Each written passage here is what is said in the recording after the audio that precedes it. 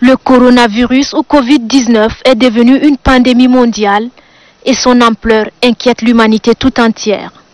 Ce fléau qui apparaît la toute première fois en République populaire de Chine a fait plus de 134 000 victimes sous d'autres cieux et en Afrique. Plus de 15 pays sont déjà touchés. Une catastrophe face à laquelle il faut agir. Même si aucun cas n'a été encore notifié au Tchad, le gouvernement, à travers le département de la santé publique, déploie des moyens et des stratégies de grande envergure à la hauteur de cette urgence de portée internationale. Puisque mieux vaut prévenir que guérir, une surveillance accrue du risque lié à la maladie s'impose. Compte tenu de l'avis de l'OMS selon lequel le virus est hautement contagieux et que pour l'heure aucun vaccin ni traitement contre ce mal n'est disponible, des dispositifs adaptés à la situation sont mis en place au Tchad. À l'aéroport international Hassan Diamous, principal point d'entrée, est installé un comité de crise avec des équipes sentinelles mixtes, composées des infirmiers, des agents d'hygiène et d'assainissement, formés sur les mesures de prévention et bien équipés.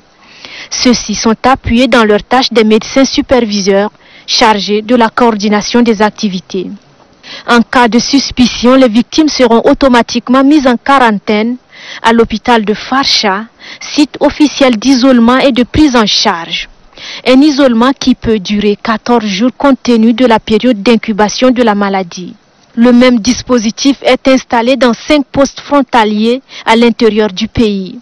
Ce sont les postes frontaliers de Ngeli, Bongor, Touboro et Bol. Au niveau de ces frontières, toute personne venant d'un pays voisin est systématiquement examinée et diagnostiquée grâce aux techniciens de santé et ceux de la Croix-Rouge déployés sur le terrain.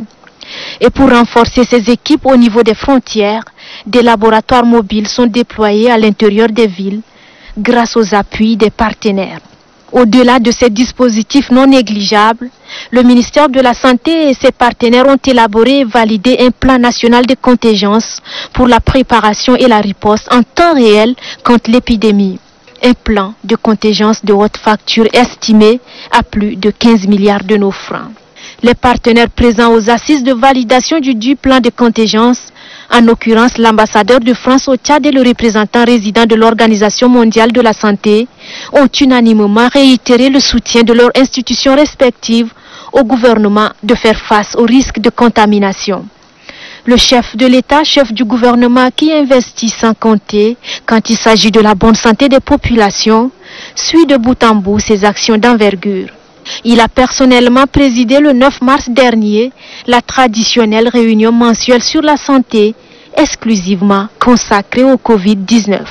À cette rencontre de haut niveau regroupant les représentants des grandes institutions, ceux des organisations impliquées dans le système de santé et les diplomates, les mesures de prévention et le plan d'urgence ont fait l'objet des analyses pointues en vue de contenir l'entrée du coronavirus sur le territoire tchadien.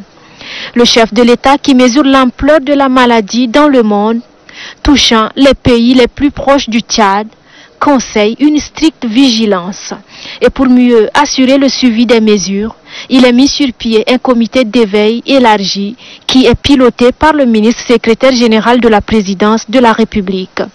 Dans un communiqué du gouvernement rendu public ce 16 mars, d'autres mesures de prévention supplémentaires sont prévues.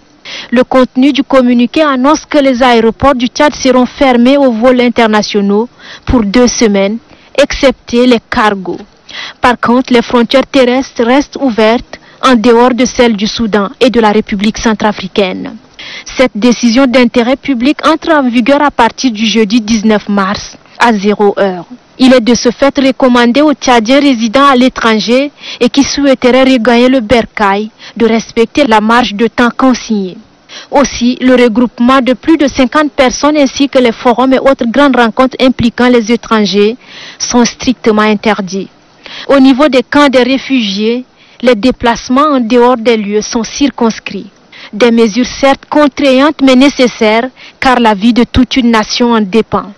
Pour mieux imposer cette nouvelle mode de vie aux populations, les responsables administratifs, traditionnels et religieux, les organisations de la société civile, les médias et les communes sont tenus de mener de vastes campagnes d'information et de sensibilisation auprès de toutes les couches socio-professionnelles.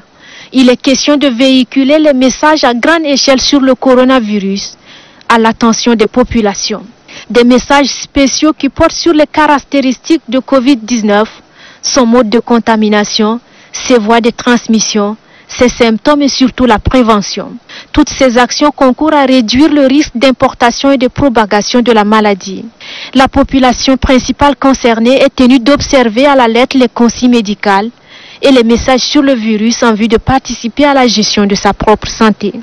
Très répandu ces derniers mois dans le monde, le coronavirus se transmet par la voie respiratoire et se manifeste par la fièvre accompagnée de différents symptômes comme le rhume ou le syndrome respiratoire aigu sévère, ont précisé les sources médicales.